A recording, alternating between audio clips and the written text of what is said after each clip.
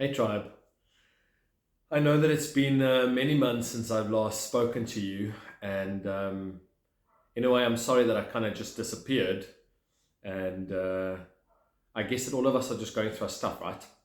Um, at the time, I felt like I was spiraling into a bit of a dark space, and I didn't necessarily want to drag people down with me, so I decided to kind of, have a bit of um, a low key approach to it, just as I kind of started picking up momentum in terms of my journey. And for that, I'm sorry because I kind of feel like I let you down. And I was, in essence, supposed to share the space with you on this process, but I didn't feel it was appropriate. I realized that a lot of people were taking strain and people are taking strain, and I just didn't want to do that. So I opted to kind of have a low key, very low key kind of existence for a while. However, I feel like I'm on the other side of a dark night of the soul. For those of you that don't know it, I mean, like it's definitely worth exploring and digging a little deep into that.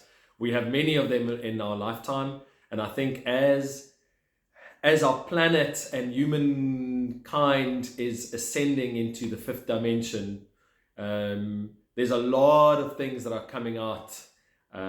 I think you'll see that in the news and you'll see that in media that there's a lot of crazy shit happening in the world at the moment. I'm not following the news, as you know, but I do get a lot of information from alternative pages and channels. And there's a lot of things that's happening that a lot of us don't even know of. But I think that a lot of people might feel that it's absolutely chaotic. A year ago, when I started this journey with you, I was commenting on the world going crazy, and I think it's even worse now. So, I'm sure that a lot of you can relate. In the last kind of while, a lot has happened in my life, and mostly good, I'd say. The business front is still kind of all over the place, but I feel a new encouragement and a new eagerness and a new drive to start exploring some opportunities and some ventures and some stuff now. And I think making this video again is a step in that direction, just to get kind of like out of my hole, my space. What's interesting is, and as you know, this is not edited. There's no notes. There's nothing. I just speak from the heart. I think a lot of people, including me, and I can speak for myself, but I'm also speaking for a lot of people in my life. A lot of people are finding themselves, me included, very kind of confused about where we fit into the world. And I find myself in a crossroad about, do I go back into an old way of being and an old way of existence, or am I exploring new and different and something else? And I'm finding myself torn between the two, because a part of me, the universe goes like, okay, well, here's opportunities. Let's just go back into this old way. And I'm finding it that a lot of people, that I'm finding it saying, do I want to co-create and recreate what I've had and was? And I'm saying, no, I don't think so. There's a part of me that says no. Then there's this completely unknown environment, this new opportunities, this stuff presenting itself. And I think I'm finding myself in this limbo, because I'm not sure, do I explore them? Do I go there? Do I even know anything about it? Do I go and have some fun? Will it yield any results? And then all these ego stuff starts talking about, but are you good enough? And what happens if you fail and whatever? But fuck, what happens if you don't fail? What happens if you make a bloody success of it? I read this beautiful meme the other day that says that everything that's not kind of like meant for you won't happen. So if doors shut, it's a reason for it shutting. So it just goes like, okay, flow like water, go and explore something else. I think we've been so programmed to worry about stuff that it doesn't need to be worried about. This morning, a very good friend of mine phoned me and said to me, after 24 years or whatever else in a career, decided to resign. And he's just decided to opt out of that matrix. He's going on a 3-month sabbatical. He's going to an island. He's going to just live it up and train and have sun and do online programs and discover himself, because he feels it's time for him to step out of this mold that he's created, that the society and the matrix has created and what he's created for himself. And when we did a quick check on his personal year number, he's now in a 9 year, which means he's ending off cycles, and he's stepping on his birthday next month. He is stepping into a 1 year, and a 1 is a fantastic year for a new cycle. Obviously, it's a new cycle kicking off, and it's just so powerful in terms of where he's at. And a lot of these energies are so interesting when they play out in our lives. So it's definitely worth your while to work out your personal year, calculate your personal year, and see the energies at play, and navigating some stuff around that. And he spoke specifically about the fact that everybody's like, you silly, how can you do this? You're a white person, white guy. Not that race has got anything to do with it, but there's a frame of reference coupled to that. And how can you do that? And you need to keep your job, and you need to make sure that you've got something for your retirement. I'm like, geez, if that's the barometer that we have to use to kind of guide our lives, against, I'm like, that's a sad place to be. How many of us are not living our potential? How many of us are not living our truth? How many of us are not even speaking our truth?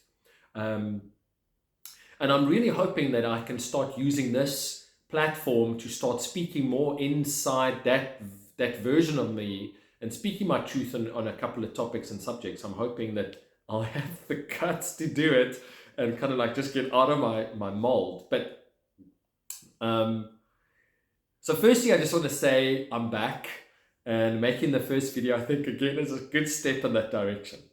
The second thing is, I want to say to people that if you're experiencing the world as chaotic at the moment, you are not alone. As light energy is hitting Earth and is coding our bodies and recoding our DNA and bringing all that kind of shadow stuff to the surface, it's a good thing. The things that you'll see around the world happening at the moment needs to be brought to the light. It needs to be seen. It needs to be uncovered. It needs to be cleaned out. And there's a lot of incredible stuff happening, although it might come across as very chaotic. The second thing is also we ourselves need to bring stuff to the surface. We ourselves have to bring all the stuff that I've suppressed. I'm not even going into that conversation about childhood trauma and stuff that I've been having to deal with. Well, while I'm on that topic, maybe I should speak about that. So, and maybe that's why I'm not being guided now. So, it's interesting that this is not a label and this is not a story, and I don't want it to be my story, but I'm using it merely and purely as an example. So, I was adopted as a baby, and it was in fact never an issue for me, I have to be honest. It was never something it was never something I thought of, and never was an issue. I was raised in a very loving family, and I was always told that I was special in that sense, and I was just, given to them as a gift. It was beautiful, so it never bugged me.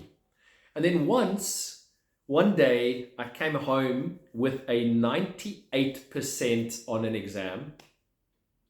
And I know my mom meant well, and in the moment, I don't think she thought what she said had an impact, but it was a massive defining moment for me when she turned around and said, "What is wrong with you? Why can't you get 100%? And for a moment there, I think for the first time in my life, I had to really think, wait a minute, it really triggered something. And I have to be honest, in that moment in time, this question of what is wrong with me was born. And this question suddenly brought up so many things that I think was hidden, suppressed, probably in my DNA, whatever else. And over since then, I don't know how old I was. I could have been something maybe in my early teens, maybe 12. So let's say for the last 30 years, I have been dealing with this thing, that what is wrong with me, and questioning my worth, that I'm not good enough, and constantly striving to be better, to be better, to be better. And no matter what I do, no matter what I achieve, no matter what I do in life, it's never good enough. And let me tell you, that pressure is immense, because I think we all deal with a level of that we feel we're not good enough. And our themes, obviously, our themes could be similar, but our stories are very different. And it plays itself out. People in codependent relationships, people in addictions, people in abusive relationships, and this could be across the board. And what I did is I've realized now that I have gone into this mode of self-abuse over the years, constantly putting myself down, constantly saying that I'm not good enough.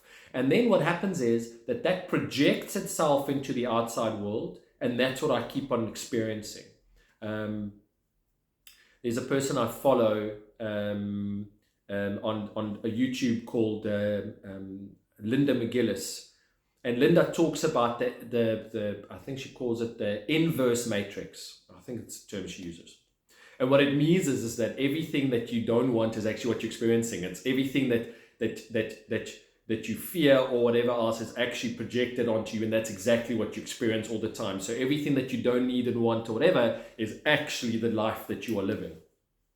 And I've really, for the last couple of years, especially in the last 2 years, and as you know, as I've gone into this journey of finding myself, not again, but finding myself and my authentic self, and trying to be true to that and living it more authentically, I've had to really dig deep into what is causing me to step out of this victim mentality, this mode I've been in, and ultimately be in the space where I'm feeling more comfortable with who I am and what I bring to the world.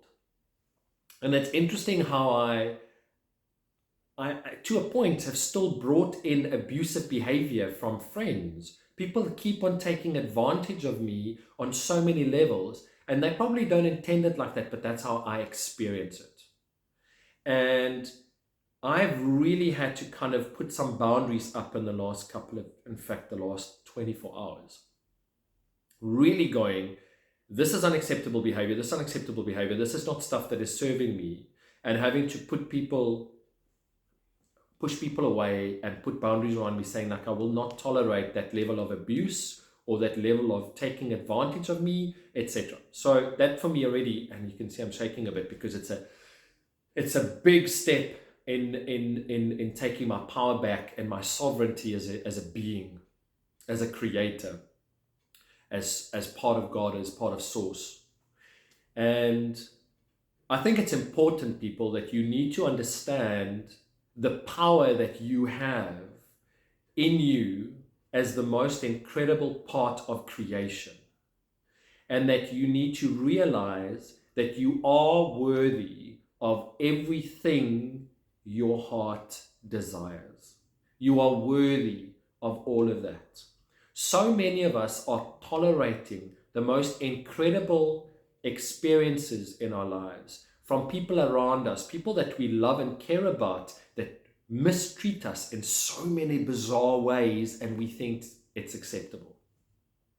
And even worse, we think that we deserve that. It's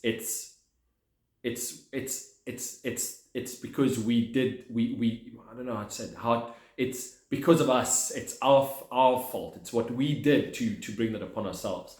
To a point maybe, but it's not really. You need to step into your power.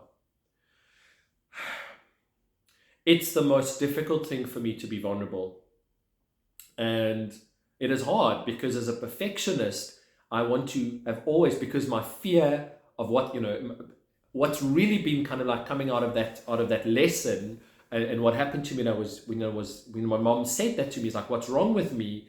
I suddenly had this fear of rejection, and then it kind of like brought up the stuff about the feeling that I thought that I wasn't good enough for my biological mother, to actually keep me. And how that has played itself out in my life is insane. I'm like, now I look back on it and I'm actually, for the first time in my life, like absolutely gobsmacked around how that fear of rejection has played out in my life, and how I've worn countless faces and masks to always fit into environments and spaces and places and whatever, just so that I can be accepted. because I'm so fearful of being rejected by people around me.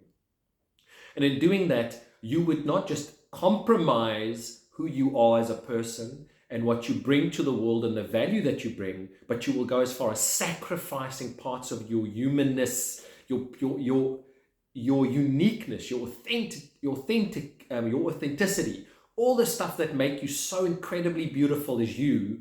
We start masking and undermining that and suppressing that, whatever, just so that we can fit into a society and into groups of people and to work and, being accepted by the boss and all kinds of random stuff in our lives, and, hoping that we can just keep our partners, that they don't leave us, and the list goes on. So this is me really kind of saying to you that it's okay to feel the way that you're feeling right now. And I can understand that a lot of you are feeling very disjointed, and I'm sure you do, because I do. Not quite sure where I fit into this world at the moment, and the world is going into, it's all over the place. It's chaotic.